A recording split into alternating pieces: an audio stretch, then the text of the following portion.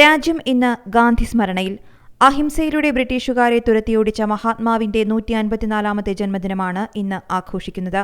ഇന്ത്യക്കാർ ബാപ്പുജി എന്ന് സ്നേഹപൂർവ്വം വിളിക്കുന്ന മഹാത്മാഗാന്ധിയുടെ ജന്മദിനം. ഇതിന്റെ ഭാഗമായി പ്രധാനമന്ത്രി നരേന്ദ്രമോദി രാജ്ഘട്ടിലെത്തി മഹാത്മാവിന് ശ്രദ്ധാഞ്ജലി അർപ്പിച്ചു. ഗാന്ധി ജയന്തി അവസരത്തിൽ ഏറെ ആദരവോടെ അദ്ദേഹത്തെ ഓർക്കുന്നുവെന്ന് പ്രധാനമന്ത്രി പറഞ്ഞു. ഗാന്ധി ജയന്തിയുടെ പ്രത്യേക അവസരത്തിൽ ഞാൻ മഹാത്മാഗാന്ധിയെ വണങ്ങുന്നുവെന്നും അദ്ദേഹത്തിന്റെ കാലാതീതമായ ദർശനങ്ങളും ഉപദേശങ്ങളും ഇന്നും നമ്മെ സ്വാധീനിക്കുന്നുവെന്നും ഐക്യത്തിന്റെയും അനുകമ്പയുടെയും മനോഭാവം വർദ്ധിപ്പിക്കുന്നതിന് മനുഷ്യരാശിയെ മുഴുവൻ പ്രേരിപ്പിക്കുന്നുവെന്നും അദ്ദേഹം പറഞ്ഞു.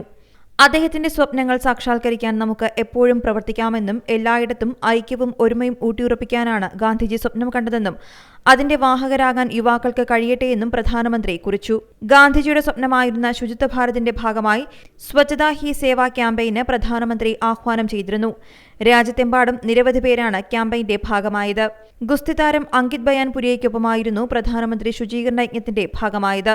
ഗാന്ധി ജയന്തി ദിനത്തിൽ പ്രധാനമന്ത്രിയെ കൂടാതെ രാഷ്ട്രപതി ദ്രൗപദി മുർമുവും ഉപരാഷ്ട്രപതി ജഗ്ദീപ് ധൻഖർ, ലോക്സഭാ സ്പീക്കർ ഓം ബിർള, കോൺഗ്രസ് അധ്യക്ഷൻ മല്ലികാർജ്ജുൻ ഖാർഗെ, കേന്ദ്രമന്ത്രിമാർ തുടങ്ങിയവരും രാജ്ഘട്ടിലെത്തി പുഷ്പാർച്ചന നടത്തി. ഗാന്ധി ജയന്തിയോടനുബന്ധിച്ച് രാജ്യമൊട്ടാകെ നടത്തുന്ന ശുചീകരണ യജ്ഞത്തിൽ എല്ലാവരും പങ്കെടുക്കണമെന്നും പ്രധാനമന്ത്രി നരേന്ദ്രമോദി ആഹ്വാനം ചെയ്തു.